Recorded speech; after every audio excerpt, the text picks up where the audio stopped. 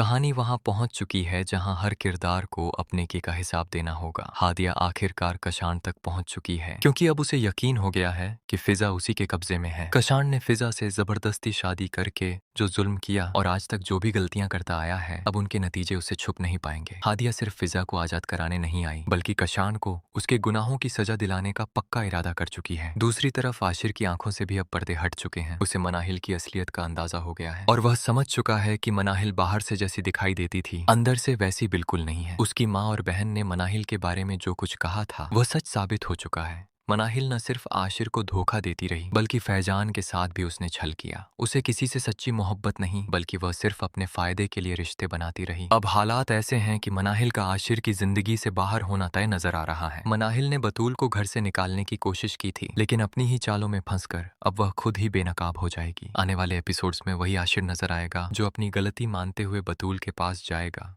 उससे माफी मांगेगा और उसे पूरे सम्मान के साथ घर वापस लेकर आएगा। इस सुलह के बाद आशिर और उसका परिवार एक बार फिर खुशियों से भरता हुआ दिखाई देगा। हालांकि हर तरफ खुशियां नहीं हैं। साहिल इस वक्त गहरे सदमे में है। उसने अपने मामू को जाते हुए देख लिया, जो अपनी बेटियों पर आने वाली मुसीबतों का बोझ सहन न कर सके और इस दुनिया से रुखसत हो गए। हादिया को पूरा यकीन है कि उसके पिता की मौत के पीछे कहीं न कहीं कशान का ही हाथ है और वह इस सच्चाई को सामने लाने के लिए किसी भी हद तक जाने को तैयार है। इन्हीं सब उतार चढ़ाव के बीच एक नया मोड़ भी सामने आ सकता है। मुमकिन है कि हादिया और साहिल की राहें एक दूसरे से जुड़ती नजर आएं और दोनों की जोड़ी दर्शकों को देखने को मिले। अब सवाल ये है कि आप क्या चाहते हैं? क्या हादिया और साहिल को एक साथ देखना दिलचस्प होगा? अपनी राय जरूर कमेंट सेक्शन में साझा करें। ऐसे ही दिलचस्प और ओरिजिनल रिव्यूज के लिए चैनल को सब्सक्राइब करें। वीडियो पसंद आए तो लाइक करना न भूलें। अल्लाह हाफिज। जैसे ही हादिया को यह खौफनाक सच्चाई पता चलती है कि उसके वालिद सिराज साहब की मौत कशान की दी गई धमकियों और बदले हुए रवैये की वजह से हुई है, उसके पैरों तले जमीन खिसक जाती है। वह यह जानकर टूट जाती है कि उसके पिता कशान के जुल्म और तौहीन को सहन नहीं कर पाए। गुस्से और दर्द से भरी हादिया अपने कजिन साहिल को साथ लेकर तुरंत अपने वालिद की दुकान पहुंचती है। वहां मौजूद नौकरों से वह कांपती आवाज में पूछती है कि आखिरी वक्त में उसके बाबा से कौन मिलने आया था और उनके साथ कैसा सलूक किया गया था। नौकर सारी हकीकत बेझिझक हादिया के सामने रख देते हैं। वे बताते हैं कि कशान वहां आया था, उसने एक बार फिर सिराज साहब का गिरेबान पकड़ा और कुछ कागज उनके हाथ में थमा दिए। सिराज साहब ने उन कागजों को फाड़ दिया तो कशान ने तंज और धमकी भरे लहजे में कहा कि आपने कागज नहीं, अपनी इज्जत के टुकड़े किए हैं। ये सब सुनते ही हादिया सन्न रह जाती है। उसकी आंखों में आंसू और दिल में आग भड़क उठती है। अब उसे यकीन और ऊंची आवाज में हादिया को ललकारते हुए कहता है कि उसने उसके साथ बहुत बड़ा धोखा किया है, उसे जेल भिजवाकर उसकी जिंदगी तबाह कर दी है और वह यह सब कभी माफ नहीं करेगा। उसकी धमकियों पर हादिया जरा भी नहीं घबराती। वह पूरे रौब और आत्मविश्वास के साथ जवाब देती है कि अब वह किसी से डरने वाली हादिया नहीं रही। वह याद दिलाती है कि काशान इस वक्त जेल में है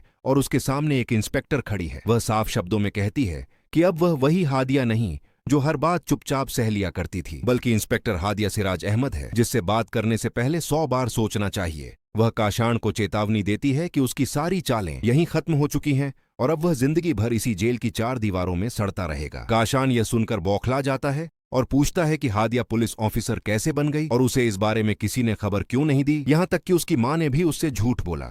वह गुस्से में हादिया को जान से मारने की धमकी देता है। तभी हादिया अपने जज्बातों पर काबू खो देती है और काशान को जोरदार थप्पड़ जड़ देती है। वह चीख कर कहती है कि उसे फिजा के साथ ऐसा घिनौना खेल खेलने की हिम्मत कैसे हुई। वह बताती है कि उसकी अपनी जिंदगी तो काशान पहले ही बर्बाद कर चुका था, लेकिन अब वह किसी और की जिंदगी बर्बाद करने नहीं देगी। हादिया दो टूक कहती है कि अब काशान खुली हवा में सांस लेने के लिए तरसेगा, माफी मांगेगा, लेकिन वह उसे कभी इस जेल से बाहर नहीं जाने देगी। उसकी सजा मौत नहीं बल्कि उम्र कैद होगी, जेल की सलाखों के पीछे एक जिंदा लाश बनकर जीना। दूसरी ओर आशर पूरे सम्मान और तहजीब के साथ मनाहिल को अपने घर से रुखसत करता है, लेकिन जैसे ही उसे मनाहिल की असलियत का पता चलता है कि उसने फैजान को मरवाने की कोशिश की, फिजा को किडनैप करवाया और उसे काशान जैसे दरिंदे के हवाले कर दिया, तो आशर का सब्र टूट जाता है। गुस्से और नफरत में वह मनाहिल को तलाक देता है और उसे अपने घर से निकाल देता है। वह साफ कह देता है कि अब उसे मनाहिल की शक्ल तक देखना गंवारा नहीं, क्योंकि उसके दिल में उसके लिए सिर्फ नफरत बची है। मनाहिल आंसुओं से भरी आंखों के साथ माफी मांगती है, फिजा के सामने गिड़गिड़ाती है